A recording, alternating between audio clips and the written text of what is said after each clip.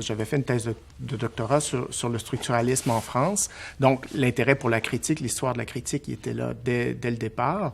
Et puis, bon, j'ai travaillé pendant un moment là-dessus, mais à un moment donné, je me suis... Bon, je trouvais que ça m'éloignait de ce pourquoi j'avais étudié en littérature, qui était quand même les œuvres. Alors, l'étape suivante, ça a été de chercher un peu le rapport des œuvres à la critique. Et puis comment, puis tout à coup la question m'est venue, puis ça a donné en 2007 le moment critique de la fiction, la question m'est venue, comment les œuvres font de la critique, puisqu'on parlait beaucoup dans ces années-là d'autoréflexivité de la littérature, bon, etc., comment les œuvres font de la critique, et donc la critique mise en fiction. Et ça a été vraiment une veine qui a orienté la suite de mes recherches, qui m'a permis de ne pas perdre complètement de vue ce que j'avais fait sur la critique, mais d'aller du côté de la fiction, parce que c'est ça qui m'avait amené aux études littéraires. Alors, j'ai fait ce livre, donc, sur les interprétations de la littérature que produisent les fictions québécoises. C'est un livre en littérature québécoise. Et puis après, je me suis dit, quoi après?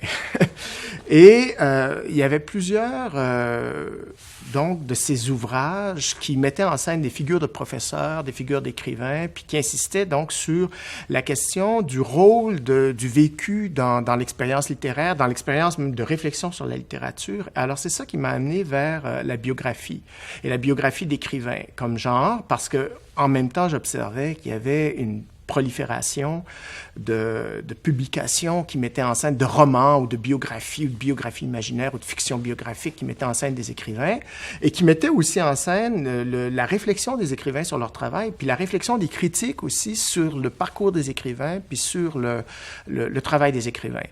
Puis je me souvenais par ailleurs que la première critique littéraire savante, ça a été une critique biographique. Alors, ça rendait les choses intéressantes de parler, en fait, de biographie de critique, biographie critique, critique biographique, fiction critique, fiction biographique. Donc, ça cousait ensemble un peu tous mes intérêts. Donc, ça a été l'étape suivante qui a amené mes travaux sur la biographie, puis qui alimente aussi mes travaux actuels, qui sont sur l'écriture de la personne réelle, où encore une fois, l'élément de la biographie est là, l'élément de la fiction est là, mais où ça déborde peut-être la simple figure de l'écrivain pour aller vers des questions un petit peu plus larges.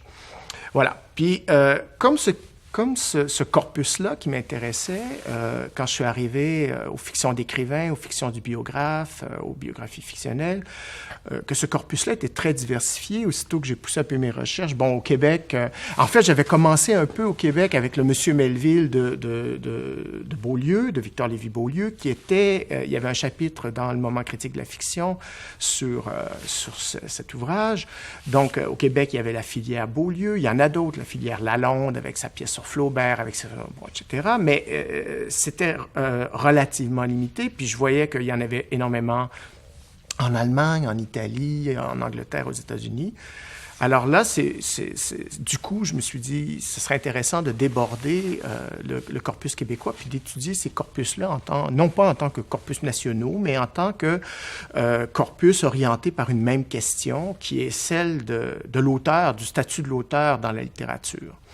Alors, du coup, ça a décloisonné, puis ça correspondait à une époque aussi où les études québécoises se sont décloisonnées, puis où il y a de plus en plus de gens autour des réflexions sur le contemporain qui ont trouvé ça intéressant de penser la littérature québécoise avec toutes les littératures et non pas uniquement comme corpus national avec ses propres axes de développement, sa propre histoire, quoi que ce soit. Alors, c'est un peu ce qui m'a amené vers ça.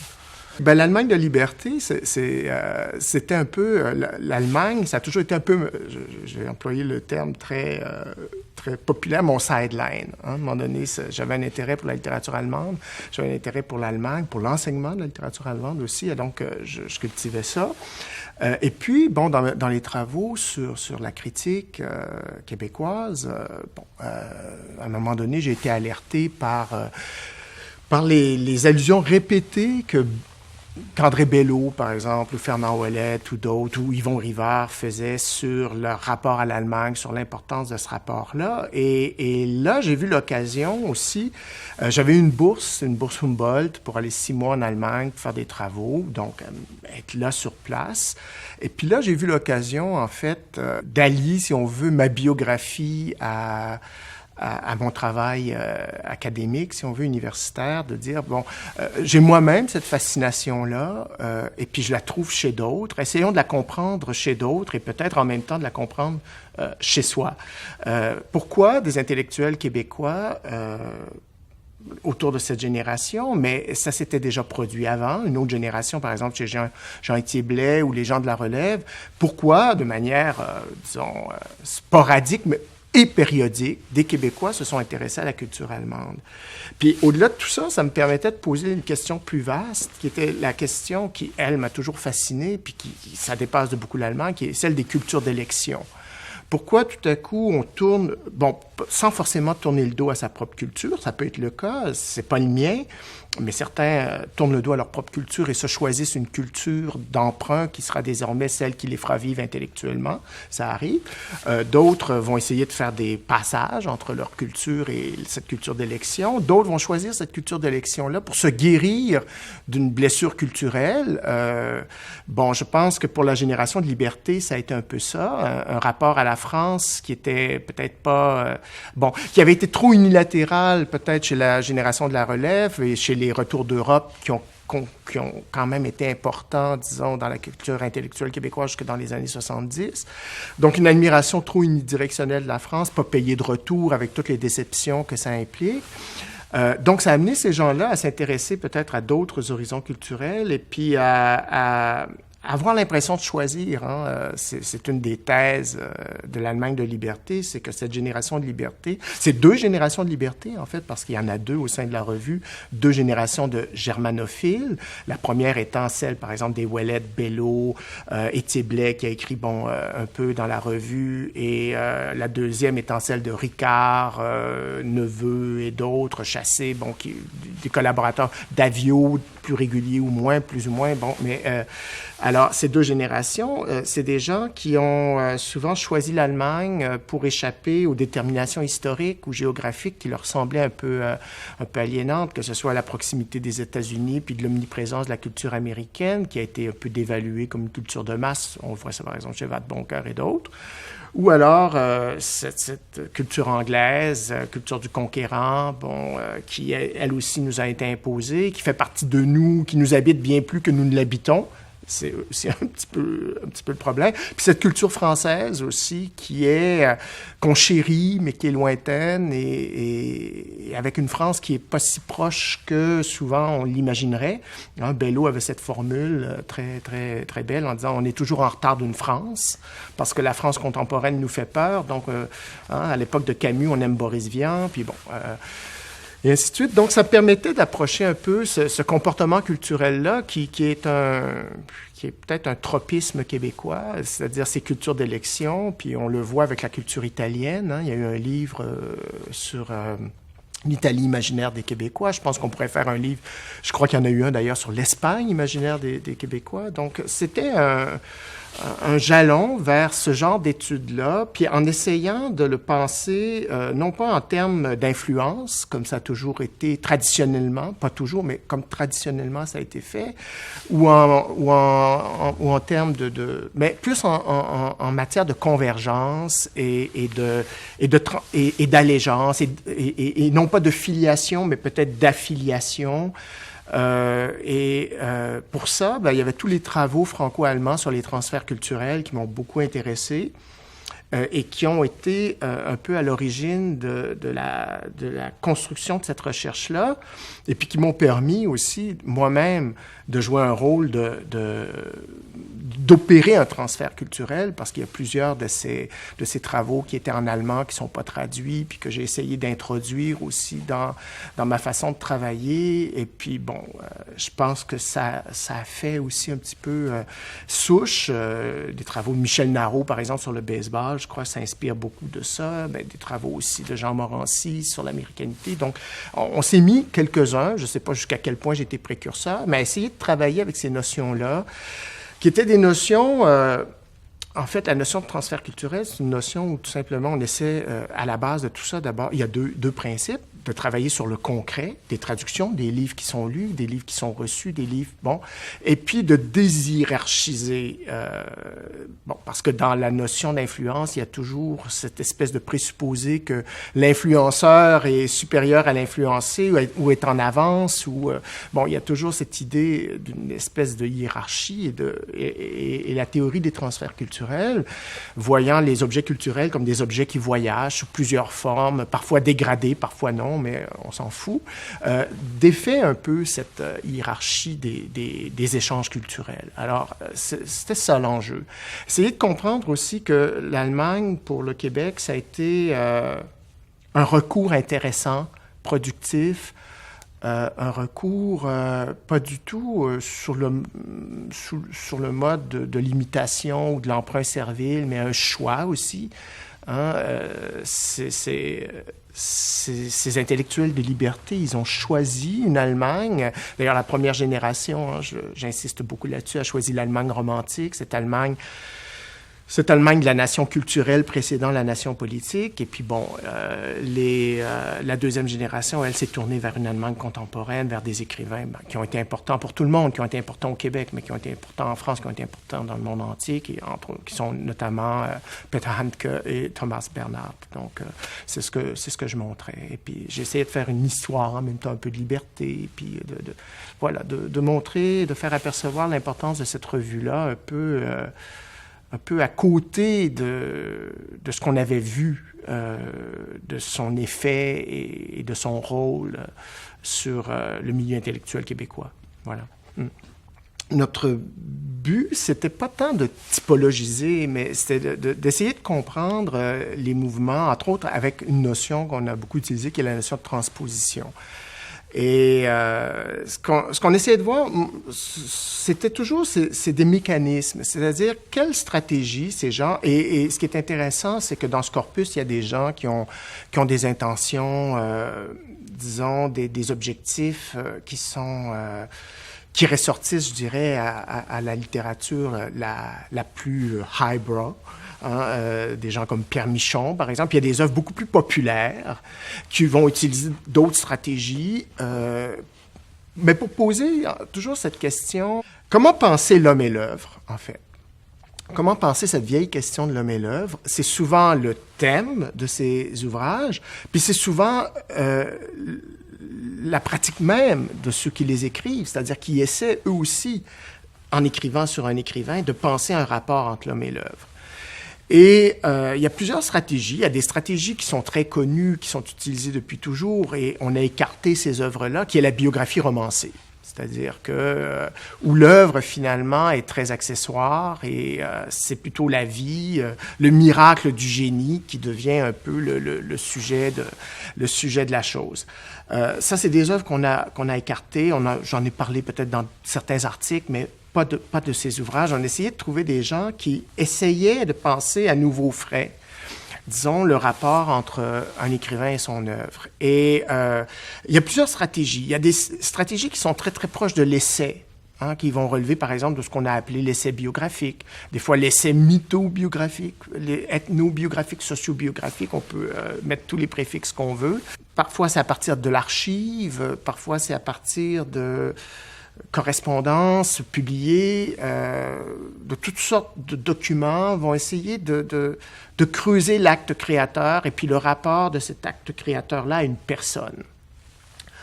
Il y a d'autres stratégies, par exemple, dans les biographies fictionnelles, où là, la fiction va être une espèce de prothèse ou de postiche, où là, la fiction va être utilisée pour ses vertus, pour les vertus qu'on lui reconnaît habituellement, qui sont des vertus d'empathie, par par la littérature, par la connaissance de l'humain qu'a l'écrivain, sa connaissance de la psychologie, de la psychanalyse, et, bon, de tout ce qui peut être un adjuvant à sa sensibilité, si on veut. On arrive à aller plus loin dans la connaissance d'un personnage par ses vertus qui sont proprement celles de la fiction, ou fiction équivalent ici presque à littérature. Bon, ça, c'est certains cas. Il y a des cas où, là, on est carrément, nous, on appelait ça des biographies imaginaires ou des fictions biographiques, où là, c'est dans les trous du vécu qu'on va aller, qu'on va essayer de s'immiscer.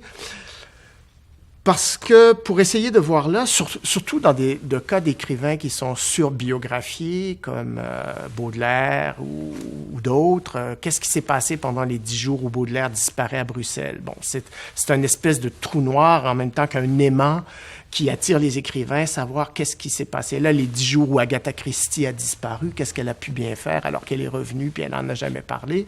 Et là, la littérature va investir de toute façon ce qui traditionnellement est un peu, ce qu'on lui laissait très volontiers. Hein. Les historiens, quand ils ont recours à la biographie pour, bon, parce qu'il y a une histoire qui y revient peu à peu, vont soigneusement éviter de conjecturer sur ces trous de la biographie, en laissant ça justement aux écrivains, aux auteurs de biographies romancées qui, eux, peuvent bien s'y engouffrer. Puis, à travers les tentatives peut-être plus novatrices, on a essayé de voir comment on pouvait établir, par exemple, on parlait de transposition de l'œuvre. Comment, dans certaines œuvres contemporaines, le biographe va se servir de l'œuvre publiée qui, dans les biographies traditionnelles, était négligée au profit du vécu, va utiliser l'œuvre comme source de renseignement sur l'écrivain, mais pas dans une simple transposition du genre quand il raconte un adultère ici, c'est son adultère dans la vie, mais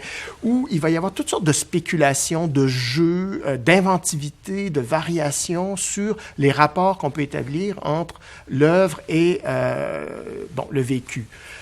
Ça peut être une stratégie. On s'est intéressé aux transpositions du vécu parce qu'on a vu aussi que dans ces œuvres contemporaines, par exemple, on pouvait voir Goethe qui revient au 20e siècle et qui essaie de comprendre notre monde. Chez Arnaud Schmitt, par exemple, un petit livre assez délicieux qui s'appelle Goethe et un de ses admirateurs. Bon, où tout à coup, Goethe revient et ce qu'il constate, c'est que d'abord, le progrès qu'il annonçait est pas advenu, puis que la portée révolutionnaire de son œuvre, elle est complètement disparue. Il découvre avec stupéfaction qu'il est devenu un classique, avec le peu d'attention qu'on accorde généralement aux classiques. Et bon, évidemment, ça l'ulcère. Ici, des transpositions du vécu. On fait vivre un écrivain dans une autre époque. On le transpose dans un autre contexte pour voir, d'une manière un peu expérimentale. Hein. On prend un animal dans la nature, on le met dans une cage, puis on essaie de voir comment il se comporte. Alors, il y a de ça. On s'est intéressé aussi, et ça remonte à mes vieilles amours, à la transposition de la critique. Par exemple, comment ces nouveaux biographes, ces écrivains, parce que la plupart de ces auteurs de biographies d'écrivains ne sont pas des biographes professionnels. On ne parle pas d'André Mauroy, on ne parle pas de Jean Lacouture, là. On parle d'écrivains qui, par ailleurs, ont une œuvre romanesque ou une œuvre essayistique. On peut parler de Victor Lévy-Beaulieu, de Pierre Michon, Antonio Tabucchi, qui a beaucoup écrit sur Pessoa, de Saramago sur Pessoa aussi. Bon, c'est ce genre d'écrivains dont on parle. Comment ces gens-là aussi vont utiliser la critique, le savoir qu'on a sur les écrivains dont ils parlent et comment ils vont en faire des éléments aussi de leur construction biographique. Donc, on a essayé de prendre toutes sortes de cas appartenant à toutes sortes de littératures, puis encore une fois, de traiter la littérature québécoise dans tout ça comme une littérature mondiale, comme une littérature qui s'insère tout naturellement, sans qu'on ait besoin de le justifier ni de l'expliquer, parmi toutes les autres littératures où on a ces cas d'écrivains qui choisissent de parler d'un autre écrivain et qui parfois, et c'est ce qui est très intéressant, qui parfois, à travers ce choix-là, naissent eux-mêmes à l'écriture. Parce que ce qu'on a remarqué, c'est que ces biographies d'écrivains sont aussi pour beaucoup, comme pour Michon, par exemple, mais aussi pour Puech, pour Jérôme Prieur, qui est un cinéaste surtout, mais qui est un très bon écrivain. D'écrire sur des écrivains, ça a été pour eux une façon d'advenir eux-mêmes comme écrivains. Donc, il y a toute l'idée aussi du maître, du compagnonnage dans toutes ces entreprises d'écrire l'écrivain. Et ce qui m'a fasciné aussi dans tout ça, c'est de voir que peut-être, ces écrits sur l'écriture remplaçaient un genre qui était purement fictionnel, qui était celui du roman de l'artiste ou du roman de l'écrivain, qui sont beaucoup plus rares. Hein. Des grands romans, je serais bien en peine de citer un grand roman de l'artiste, disons de la stature des romans de Thomas Mann ou de Hermann Hesse qui soient contemporains. Il y a des romans, on en voit, mais bon. Il me semblait que ces biographies, ces fictions, biographies fictionnelles dans tous les dosages qu'on peut trouver entre essais, fiction, biographie, etc., qu'elles correspondaient à un renouvellement, disons, à une nouvelle forme plutôt de roman de l'artiste. Et que c'était la façon dont les écrivains contemporains s'inscrivaient dans l'histoire de la littérature et réfléchissaient littérairement, romanesquement, fictivement, essayistiquement sur ce que c'est que d'écrire. Et là, si c'est avéré, si c'est vrai, je crois que ça l'est, mais bon, j'ai pas fait les études peut-être encore, ce serait intéressant de voir alors pourquoi, que ce soit un écrivain réel, ça devient tout à coup beaucoup plus attirant pour Michon d'écrire sur Rimbaud que de faire, par exemple, comme Thomas Mann, et d'inventer un Leverkühn qui est un mélange de Nietzsche, de Schoenberg et un musicien, un écrivain qui est un mélange de philosophe et d'écrivain, à qui on doit inventer une œuvre, une vie, tout ça, alors que Michon va prendre un écrivain réel avec une œuvre réelle, et que c'est à partir de ce travail-là qu'il va réfléchir sur Rimbaud, mais aussi beaucoup sur lui-même en tant qu'écrivain en devenir. Alors, pourquoi les écrivains contemporains, ça c'est une question très vaste qui dépasse de beaucoup mes recherches, mais que j'essaie d'approcher dans toutes sortes de petites recherches. Pourquoi les écrivains, pour parler de l'écriture, pour parler de ce que c'est que d'écrire, y compris les écrivains de fiction, pourquoi ils ont besoin à ce point de se concentrer sur le réel, de se colter au réel, de se raccrocher au réel, de réinventer le réel?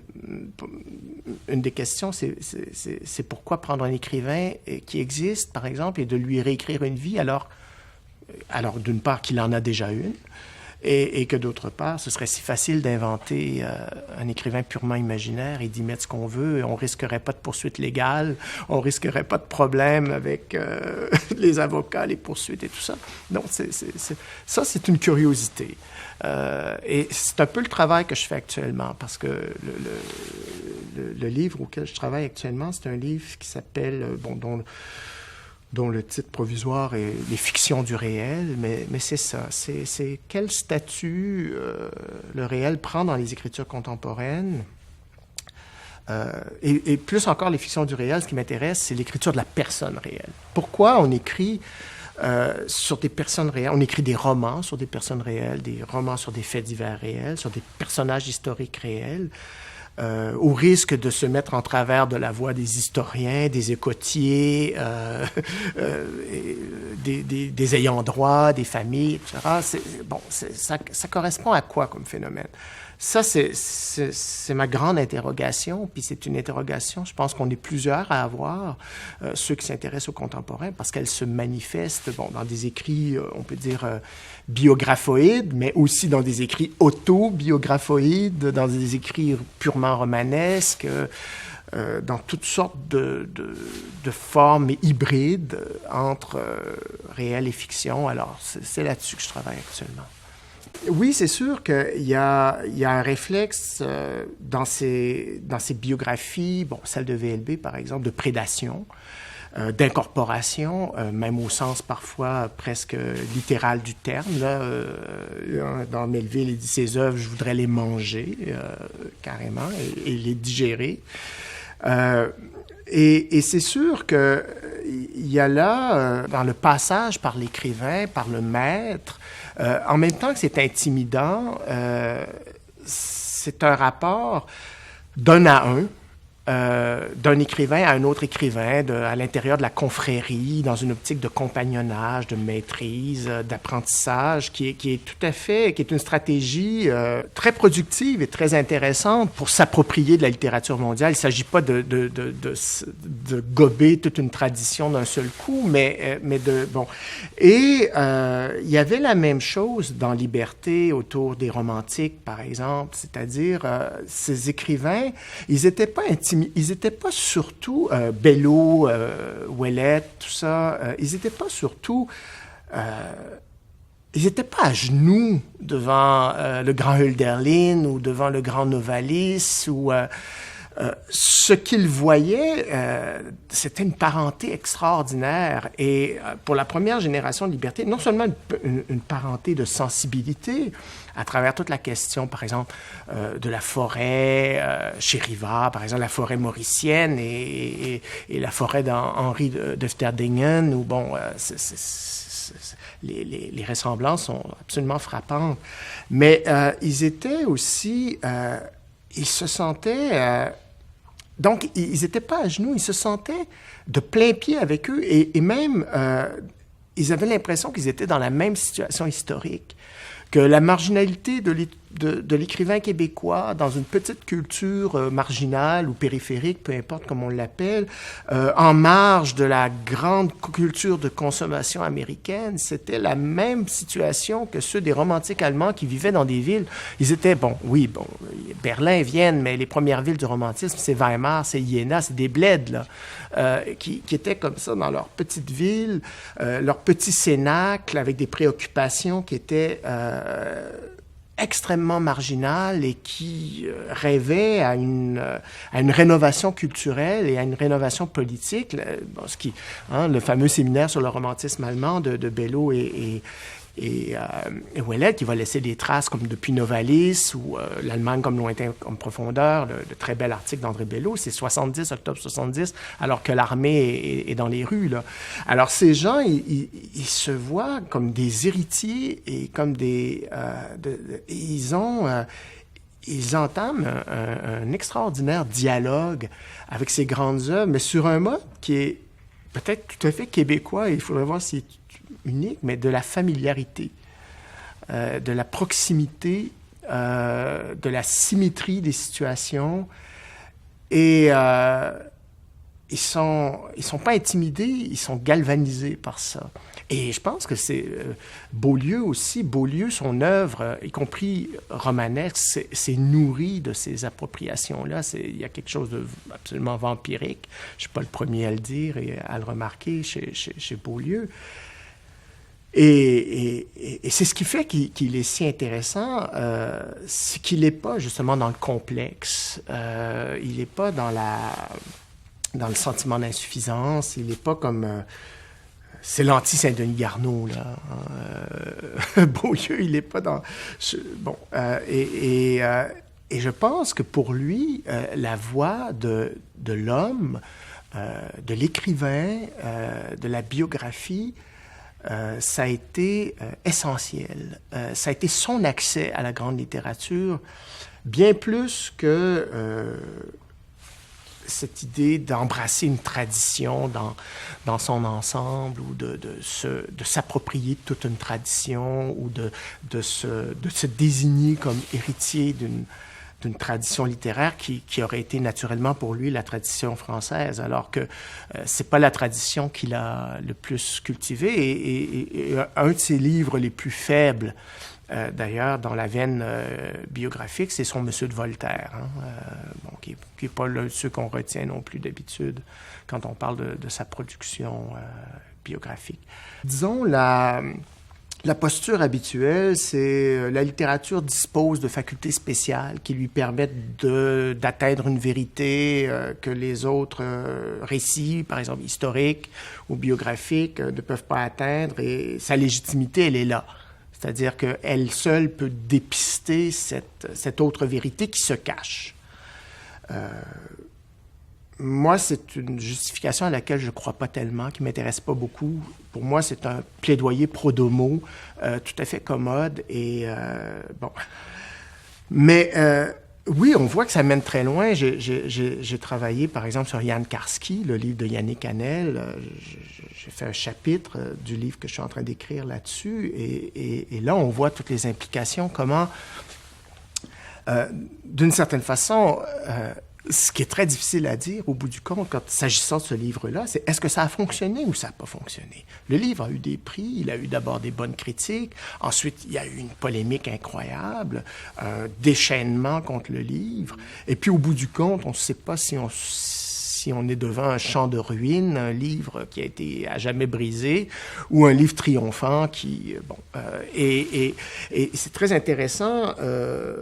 de voir que, par exemple, Hanel a été très, très prudent. Il a construit tout un dispositif, disant très bien, d'abord, je vais restituer sa parole vive à partir du film de Shoah, ensuite sa parole écrite à partir de son autobiographie, puis ensuite je vais entrer dans sa tête, et puis là, avec les moyens de la littérature, je vais essayer d'aller plus loin sur le socle, disons, documentaire que me donnent les 2 premières parties. Mais quand on regarde de près, d'abord, on voit que les 2 premières parties ne sont pas si neutres que ça et que l'interprétation qui est dans la 3e, elle est déjà présente. Et puis qu'il y a 3 constructions qui s'emboîtent assez mal dans ce livre, qui est une construction idéologique, une construction historique, puis une construction romanesque. Et que les 3, finalement, entrent un peu en disharmonie et font en sorte que, au bout du compte, les digues qu'Hanel avait très bien posées entre, d'une part, ce qui était une ekphrasis, la description d'un film, un résumé d'une autobiographie, puis une fiction, ben, il avait mis des digues pour bien séparer tout ça, mais que dans la réception, les digues ont sauté, puis que les gens ont pris tout pour tout, en fait. Bon. Alors, ce cas de figure-là, je ne vais pas l'analyser ici, mais ça montre que c'est assez dangereux et que ça pose des questions qui sont, par exemple, dans le cas d'Hanel, c'est d'essayer de voir, de faire dire à Karski que les Alliés ont été des complices des nazis en laissant les Juifs être anéantis, que personne n'a rien fait et qu'encore aujourd'hui, personne ne fait rien et que l'humanité, c'est le mal. Et qu'on est dans ce mal et que ce mal que représente la Shoah n'a jamais été dépassé et qu'on y est toujours. Et qu'on est toujours dans cette négation du mal, dans cette bonne conscience. Il y a une instrumentalisation, là, qui est très, très visible. Et c'est le problème, moi, je pense, éthique de ces livres, de ces publications. C'est que inventer... quand il s'agit d'un écrivain il y a 300 ans, puis qu'on invente un épisode amusant d'une vie, bon, c'est pas très lourd de conséquences, mais c'est l'instrumentalisation possible, c'est l'interprétation possible, c'est le sens qu'on va donner à ça. Et là, il y a toutes sortes de projets dans ces ouvrages biographoïdes ou sur l'écrivain réel ou sur la personne réelle. Il y a des projets qui sont des projets je dirais, où un écrivain, par exemple, va essayer de se mettre au monde littérairement et va saisir une bonne histoire. Il y a des projets qui sont des projets d'auto-justification. Il y a des projets qui sont des projets de corriger des erreurs de l'histoire, rémunérer des lacunes de l'histoire. Il y a des projets qui sont des projets purement commerciaux. Bon, quand on pense à l'écriture de certains faits divers, par exemple, bon, on est dans autre chose. Et il y a autant d'intentions éthiques qu'il y a d'œuvres, mais c'est sûr que c'est un problème important et que qui dépasse très, très souvent l'anecdote racontée et les personnes dont il est vraiment question dans ses livres, dans ses ouvrages, et qui touchent à des questions éthiques qui sont des questions éthiques contemporaines, que ce soit la responsabilité, de la mémoire, du partage de la mémoire. Il y a ça aussi, par exemple, chez Hanel. Bon, quelle peut être la mémoire alors que les témoins disparaissent? C'est une question qui est posée. Bon, Hanel se fait plus ou moins le relais de la mémoire de Karski qui est mort. Est-ce que c'est légitime? Est-ce que cette mémoire-là, elle est recevable à côté de l'histoire?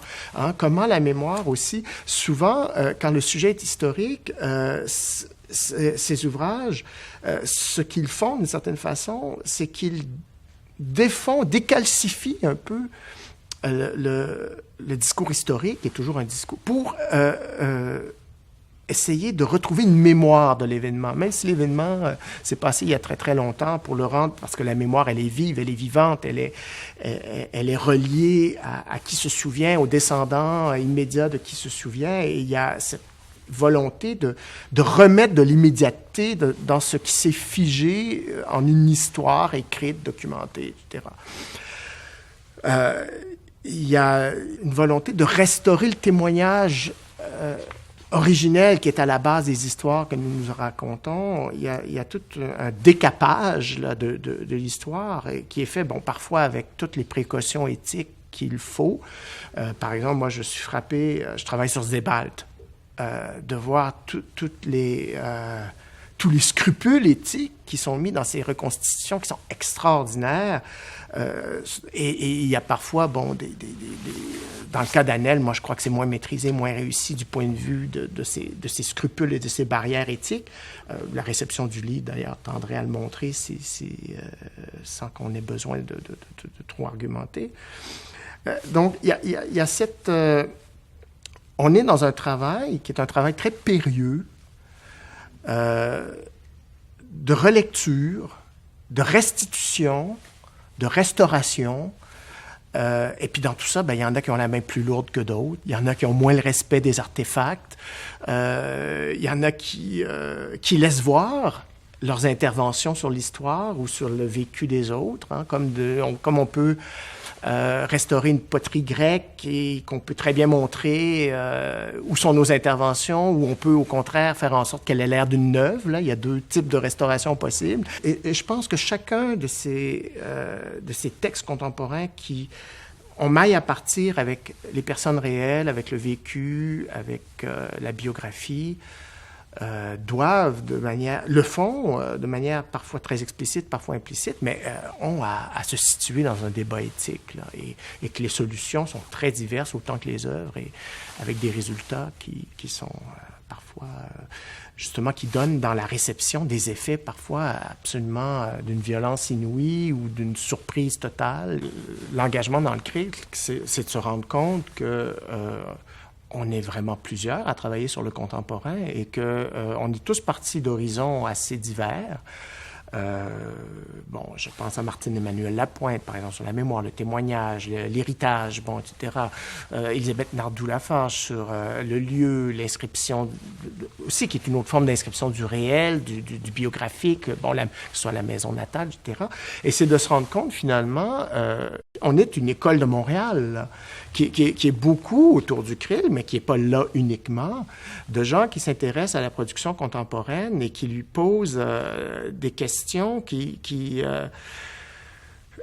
convergent autour de son rapport à la demande de sens qui est là autour de nous, qu'on sent bien, au questionnement de la place de la littérature dans les autres pratiques, au sein des autres pratiques culturelles, au rôle de la fiction, alors que tout appelle une attention accrue au réel, une légitimation de la fiction aussi, sont toutes des questions, une déconstruction de la fiction, une contamination de la fiction par le réel, une délégitimation de la fiction qui est concomitante à une délégitimation de la littérature. Toutes ces questions-là sont au cœur de mes travaux, sont au cœur de nos travaux, nous rassemblent.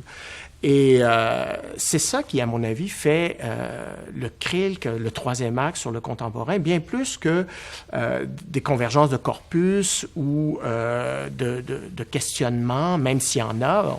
On a des équipes. Nous, on a travaillé, par exemple, sur la porosité des genres, sur la question des genres, parce que on avait cet intérêt-là.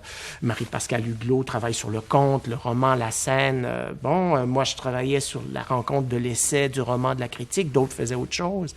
On avait tout ça. Donc, ça existe. Il y a des recherches, des axes structurés autour de questions, par exemple, qui sont des questions théoriques ou des questions formelles. Mais je pense qu'au-delà de tout ça, il y a une école de Montréal qui est vraiment autour du krill, sur le contemporain, qui est sur tous ces défis que notre environnement culturel contemporain, et puis c'est pour ça que, un centre de recherche sur la culture, c'est très pertinent, que toutes les questions que cet environnement culturel contemporain qui est le nôtre, bon, puis je pourrais le décrire, mais je vais m'en abstenir, pose à la littérature et à la production contemporaine, à la production littéraire contemporaine, celle du Québec et celle d'ailleurs au Québec, parce que je crois que tous les contemporanéistes, ou à peu près, au CRILC, s'intéressent aux autres littératures. Dans ceux, ils sont tous, on est tous à mettre en rapport Éric Plamondon, Nicolas Dickner et Jean Echenoz. Là. On est tous là. Alors, et ça, ben, c'est précieux parce que d'abord, ça donne envie d'organiser des événements pour se voir, puis comme le colloque qu'on a fait, que devient la littérature québécoise à Paris, puis on se sent soutenu, on se sent poussé par une communauté de chercheurs, et puis on a des gens pour embarquer dans nos projets, pour travailler avec nous, et ça, ben, c'est très chouette, là. On n'est pas seul, là. On est... D'ailleurs, je pense que les contemporanéistes, les gens du troisième axe, même si peut-être il y a moins de projets structurés au CRIL qu'autrefois, on est moins seul que jamais et on est plus présent que jamais.